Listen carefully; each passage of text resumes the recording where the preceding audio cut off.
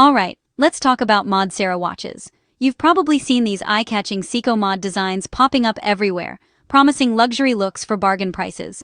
But is Modsera actually legit, or am I looking at another viral watch scam? Let's break it down.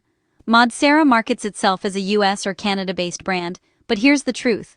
Most orders actually ship straight from China, using dropshipping services like Yanwen.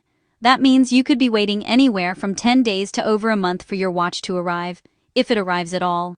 Now, some buyers say the quality surprised them for the price. You might get a watch that looks and feels decent, especially if you just want that Rolex vibe on a budget.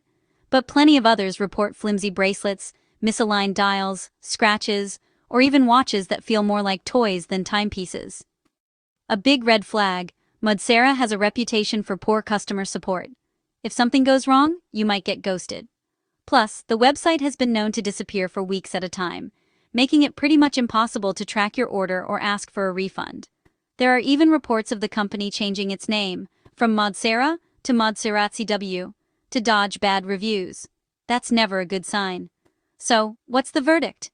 If you're chasing those cool Seiko mod looks, experts suggest skipping Modsera entirely. Either buy directly from AliExpress for less, find trusted modders on Reddit or Etsy, or, if you're feeling adventurous, build your own watch. It'll save you money and a ton of headaches.